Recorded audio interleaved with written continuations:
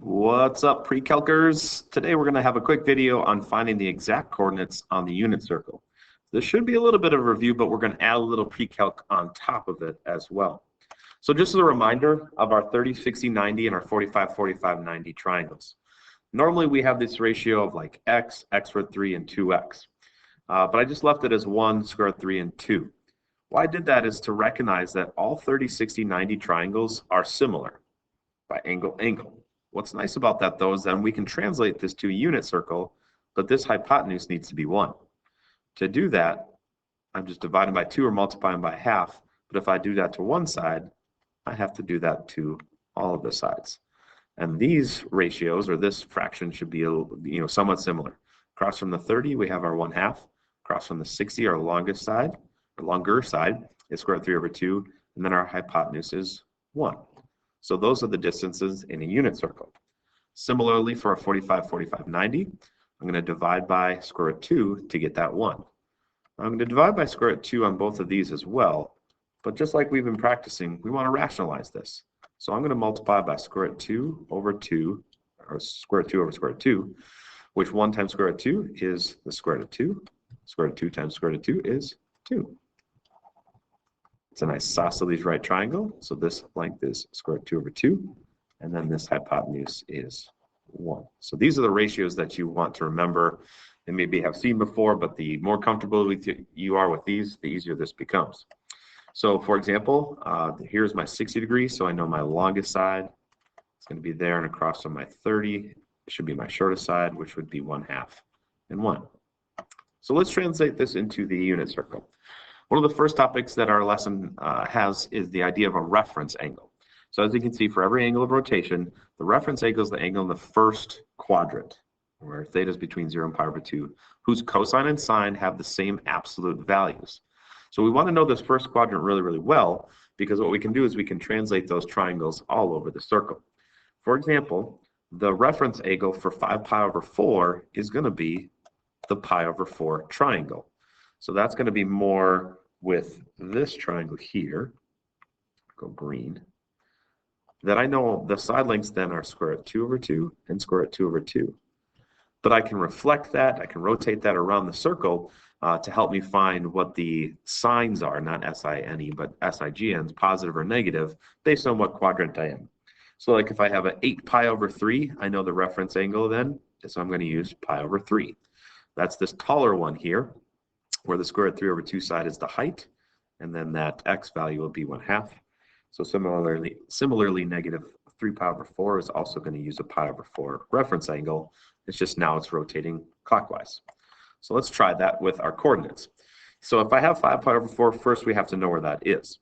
So in this case, we have 1 pi over 2, 3, 4, 5 pi over 4 is right here.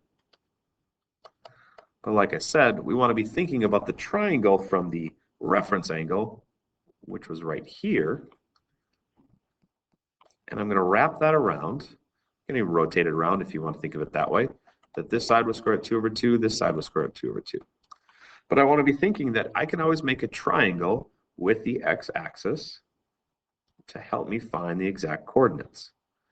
Now I know that this is square root 2 over 2 and this is square root 2 over 2, but I have to be careful in which direction I went. In this case, I went in the negative x direction, left, and then I went in the negative y direction, down. So this coordinate right here, this isn't much space, but this coordinate would be negative root 2 over 2, comma, negative root 2 over 2. And we'll talk about what the x is representing and what the y is representing in terms of sine and cosine. So if I go to 8 pi over 3,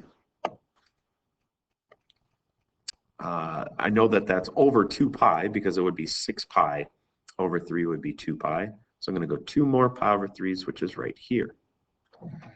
But again, I'm using that reference angle, that this is square root 3 over 2, and this is 1/2.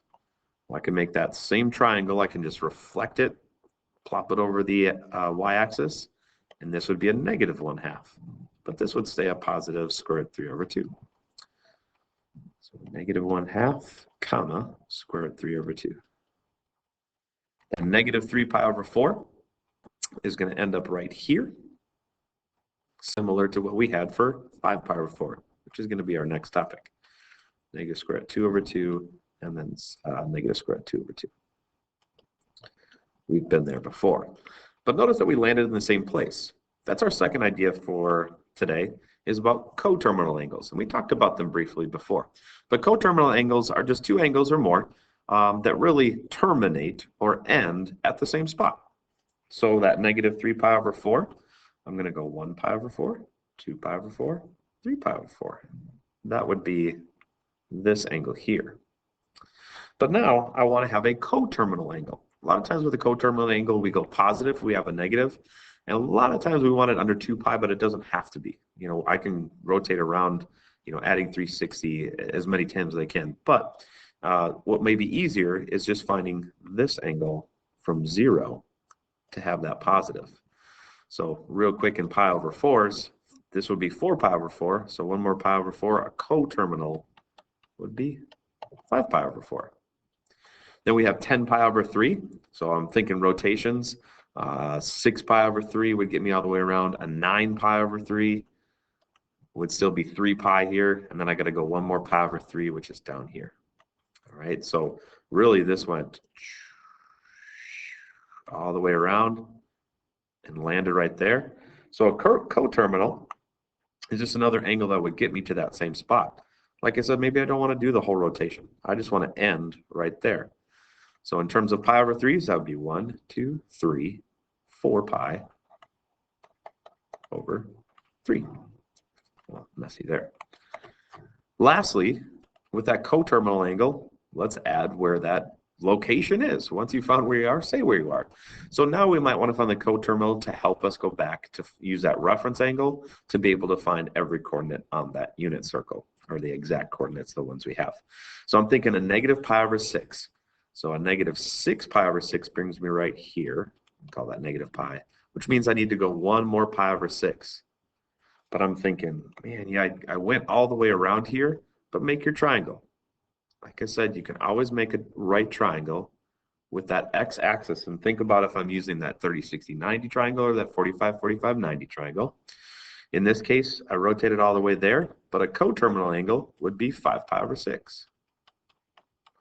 I know that's a pi over 6. You can kind of see that here, so that this would be my 30, this would be my 60, and then I plug in my ratios from there. I know across from the 30 is a 1/2, across from the 60 is square root 3 over 2, but then just worry about your direction. I went left first, and then I went up. This coordinate right here is negative square root 3 over 2, comma, 1/2. All right, a coterminal for negative 5 pi over 3. So we're going negative again, clockwise. Here's 3 pi over 3, 4 pi over 3, negative 5 pi over 3. But I mean, this one landed right on our reference angle. It landed on our reference angle of pi over 3, which then I know our coordinate is 1/2 square root 3 over 2. My tips, my tricks would be draw really nice pictures. I mean, I can see that this goes up halfway in the y direction if I draw close to that piece there. Teachers, please excuse this interruption for one last announcement. Students. Sorry about that, but as you can see, yes, we can use that y scale, we can use that x scale. Well, I know this is square root 3 over 2 is a longer side, so it's got to be with that longer side here. This is only halfway in the x direction out here to 1, 0. So if you can, I would be able to, or try to fill in all of those coordinates in the unit circle. It's nice to have as a reference, but it's much better to be able to find them quickly once you have a radian measure.